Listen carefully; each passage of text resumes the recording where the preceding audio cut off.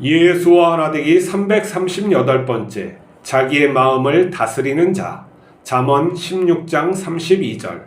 노하기를 더디하는 자는 용사보다 낫고 자기의 마음을 다스리는 자는 성을 빼앗는 자보다 나으니라. 사람은 자기 기준에 따라 기분이 변합니다. 내가 보기에 좋은 사람을 보면 즐겁고 평소 싫어하는 사람을 보면 짜증납니다. 내가 정한 기준을 넘어서려는 사람에게는 속으로 이 선을 넘지 마 합니다. 선을 넘으면 분노합니다. 우리가 사람에게 치명적으로 실수할 때는 화가 나서 생각 없이 행동할 때입니다. 분노 섞인 말은 가슴에 비수가 되어 관계를 망칩니다. 분노를 만드는 것은 나의 기준입니다. 사람은 이것을 통제하기 어렵습니다. 왜냐하면 나의 기준은 나를 뜻하며 나의 존재를 규정하는 정체성이기 때문입니다. 인간의 마음을 다스릴 수 있는 분은 하나님뿐이 없습니다. 하나님은 우리를 진리로 인도합니다. 우리에게 중요한 것은 말씀에 순종하는 자세입니다. 싫은 상황을 만날 때 먼저 하나님이 생각나야 합니다. 마음에 불편함이 생기기 전에 하나님을 기억하고 기도해야 합니다. 하지만 그게 잘 안 됩니다. 구원받은 사람도 깨달음이 필요하고 온유한 습관이 길러져야 합니다. 예수님을 깊이 알게 되면 자신의 부족함을 알게 됩니다. 예수님을 따르는 것은 내 생각을 버리고 순종하는 것입니다. 순종을 습관화하면 내 기준이 예수님의 기준으로 옮겨지게 됩니다. 예수님이 충만하면 진리가 충만한 것입니다. 예수님이 마음에 차오르면 마음이 온유해지고 세상 것에서 초연해집니다. 사람들 앞에서 낮추게 되고 거만한 자를 피하게 됩니다. 예수님의 마음으로 살게 되면 두려움 없이 평안으로 살 수 있습니다. 큰 집을 소유하는 것보다 예수님의 마음을 소유하는 것이 100번 낫습니다. 그것은 하나님 나라를 소유하는 것입니다. 우리가 신앙생활을 하는 이유는 예수님을 따르며 닮아가기 위함입니다. 그 이상의 이유가 있어서는 안 됩니다. 그런데 우리가 그 목적을 갖다가 잃어버릴 때는 내가 잘못 따라갈 수가 있는 것이죠. 그 따름이 내 인생의 그 목표가 예수님이 아닐 때는 여러 가지 문제가 일어날 수밖에 없는 것입니다. 그래서 우리가 말씀을 듣는 거 굉장히 중요합니다. 그런데 더 중요한 건 내 마음에서 이 말씀을 온전히 듣게 해달라고 항상 기도하면서 들어야 돼요.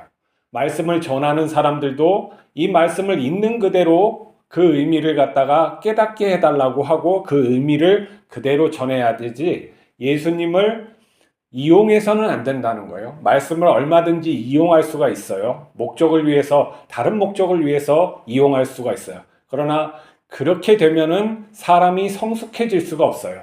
예수님의 그런 장성한 분량하고 아무 관계없는 욕심쟁이가 되는 수밖에 없어요. 우리가 그래서 말씀을 볼 때 내가 이 말씀을 통해서 무엇을 추구하려고 지금 말씀을 보는지, 내가 이 말씀을 전하는 것은 왜 이렇게 전하는 것인지 항상 염두에 두고 해야 돼요. 예수님이 초점이 맞춰줘야지 이 말씀을 온전히 전할 수가 있다는 것이죠. 예수님의 말씀은 외부적인 어떤 성취에 있지 않아요. 내적인 자기 다스림부터 일어나는 거예요. 내 마음을 갖다가 하나님께 드리는 것이죠. 내 기준을 부셔버리고 예수님의 기준을 쌓는 거예요. 그런데 이것이 내가 쌓으려고 쌓아지는 것이 아니라 나는 부실 수는 있어요. 내 자신을 부인을 할 수 있는 것까지는 하는데 이 쌓는 것은 은혜로 쌓아지는 거예요. 그러니까 하나님과 동행하면서 하나님께서 깨닫게 해주시고 또 은혜를 주시는 것을 내가 마음에 하나하나 채워가면서 그것이 기준이 예수님처럼 돼야 되는 거죠. 그러니까 나의 생활이 예수님을 따르는 온전한 시간이 내가 진실로 그러한 시간이 많으면은 시간이 갈수록 어떻게 돼요? 예수님을 닮게 되는 것이죠. 그러나 본질적으로 그것이 아니었으면은 예수님의 그 성품에 이르지 못하고 예수님의 말씀이 내 마음속에서 나오지 못한다는 거예요. 내 마음속에서 하나님의 평강을 누릴 수 없는 지경에 이르는 것이죠. 근데 우리가 주의할 것은 이런 거예요.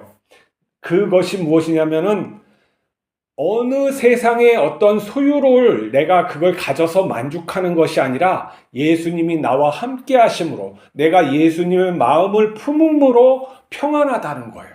이것을 갖다가 이루지 못하면은 마음의 진정한 평안은 없어요. 왜 그러냐면은 세상으로부터 자유하기가 어렵거든요. 특히 성공한 사람들, 그리고 목회적으로나 어떤 학식적으로나 높이 올라간 사람들이 유의해야 될 것은 많은 세상적인 그런 것들이 그 사람들을 추앙하기 때문에 굉장히 자기를 낮추고 항상 자기 자신을 갖다 부인하는 삶을 더 열심히 하지 않으면 안 된다는 것이죠. 왜냐하면 큰 교회 목사가 됐을 때, 부임해가지고 큰 교회 목사가 됐을 때는 처음에는 초심을 갖자 하면서 하나님께 기도하고 그러지만 많은 사람들이 따르고 많은 물질이 주어지고 많은 어떠한 혜택이 주어지다 보면은 그게 이제 젖어드는 거예요. 그러다 보면은 예수님의 그 낮은 자로에 가서 그 섬기는 삶이 내가 그거에 대해서 잘 감동이 와 닿지가 않아요. 그러니까 이 우리의 삶은 우리가 이 뇌에서 반응을 일으키는 것은 어떤 그런 척은 할 수 있지만은 내 삶의 자리에 가서 그 마음을 품는 것과는 다른 거예요. 영화를 보거나 드라마를 봤을 때 우리가 감정이입이 돼가지고 그것이 내가 좋은 감정도 나고 막 슬픈 감정도 이렇게 나잖아요. 그렇지만 그 자리를 떠나면 어떻게 됩니까? 내 본질이 아니잖아요. 그렇죠? 그거랑 똑같은 거예요. 교회에 와서 설교를 듣거나 찬양을 하거나 아니면 설교를 할 때는 마치 예수님의 어떠한 하나님의 자녀처럼 그렇게 얘기하지만 내가 평소에 내가 혼자 있을 때 아니면 사람들 많은 군중들 앞에서 같이 있을 때 이 내가 예수님의 마음에 그 품는 마음이 있느냐 없느냐 이건 매우 다른 문제예요. 그렇게 본질이 그런 것과 껍데기가 그런 것은 다른 것이죠. 그렇다면 무엇이냐면 예수님과의 그 삶을 내가 순종의 삶으로 지속적으로 그렇게 살아가고 예수님을 내가 아는 그런 것을 내가 체화시키지 않으면 안 되는 거죠. 이건 뭐냐면 마음으로 알므로 끝나는 게 아니라 감정적으로 그것을 갖다가 공유할 수 있는 그런 것이 돼야 되고 내 감정이 거기에 충만해지면은 어떻게 됩니까? 정서가 충만해지면 행동으로 나오게 돼 있다는 거예요. 거꾸로도 할 수가 있겠죠. 행동으로 열심히 해서 마음을 채울 수가 있는데 이것은 따로따로 분리되면 안 되는 거예요. 그래서 그 사람이 총체적인 인격이 돼야 되는 것이죠. 근데 이것이 예수님을 정말 내가 닮겠다. 그분이 너무 좋다. 내가 그것을 갖다가 확신하지 않으면 안 되는 거예요. 껍데기만 있죠? 그런 거 같지만 그렇지 않는 게 되는 거예요. 어떻게 하느냐? 한마디로 하나님께서 병들게 하고 다 거지로 내쫓아 봐봐요. 한마디로 교회에서 담임 목사가 성도들한테 욕 먹고 다 뺏겨가지고 쫓아내면은 그 분노가 나오겠어요? 안 나오겠어요? 대부분 분노하고 욕하겠죠. 근데 예수님을 체화한 사람이면은 어떻게 되겠어요? 그래요? 알겠습니다. 하고 가는 거죠. 그게 극과 극인 거죠.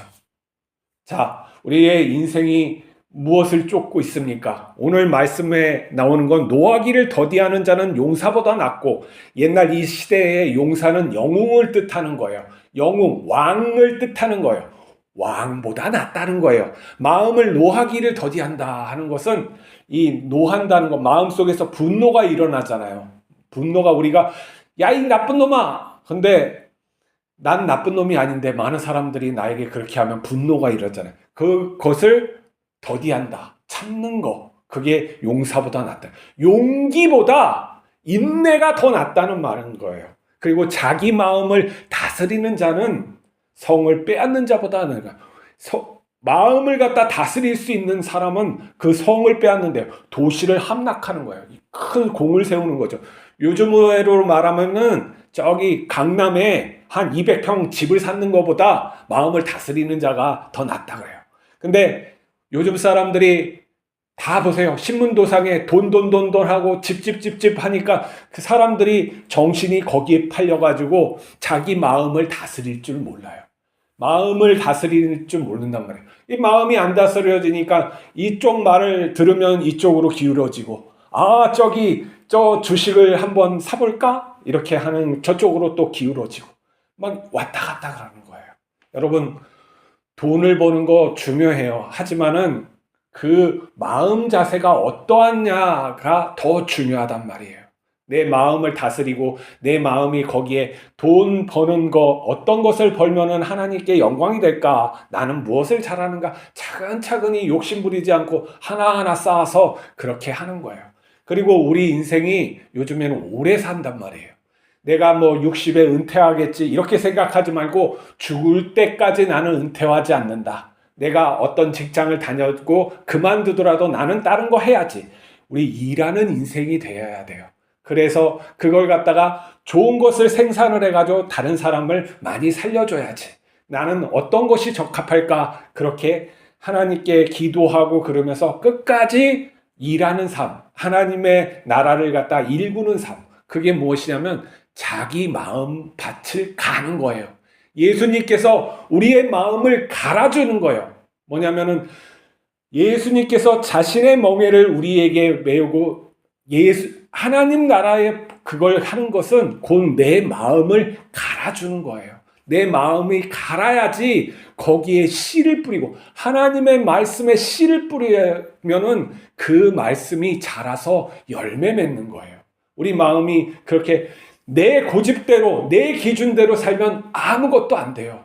진리가 분명히 있어요. 살아계신 하나님이 있고 그 기준이 우리의 기준이 하나님 아버지에게 초점을 맞춰서 돼야 된단 말이에요. 그러면 하나님의 마음을 품고 사람을 보고 일하는 사람이 되어야 되겠죠. 그랬을 때 어떻게 합니까? 나의 마음을 갖다가 다스리는 거예요. 어떻게 다스려요? 내가 순종하니까. 하나님 아버지에게 순종하니까, 예수님을 따르니까 내 마음이 순종함으로써 어떻게 돼요? 진리가 주시는 기쁨이 충만한 거예요. 그걸 보고 예수님이 성령으로 기뻐하셨다. 이렇게 말을 하는 거예요. 우리가 그 어떠한 목회의 목적, 어떠한 삶의 목적이 이러한 우리의 마음이 하나님의 천국이 되는, 하나님의 나라가 되는 거에 기준을 맞춰서 오늘도 살아갑시다. 그게 영원한 존재가 살아가는 그런 마음 품음이에요. 그것으로 살아갈 때 진정으로 우리가 순종에 이르게 되고 진리가 우리를 자유케 하고 또 성령께서 우리를 기뻐하게 하실 줄 믿습니다. 오늘도 그러한 기쁨을 맛보며 살아가는 하루가 됩시다. 기도하시겠습니다. 거룩하신 하나님 아버지, 우리가 우리 스스로를 다스릴 수 없음을 잘 아옵니다. 우리를 부인합니다. 예수 그리스도께서 우리를 다스려 주시옵소서. 우리의 마음속에 세상 것이 중심이 되는 것이 아니라 하나님의 말씀이 중심이 되고 예수 그리스도가 중심이 되어 살아가게 하여 주시옵소서. 어떤 경우라도 자신을 나타내지 않게 하시고 겸손히 예수님 따르는 자 되게 하옵소서. 우리 주 예수 그리스도 이름으로 기도하옵나이다. 아멘.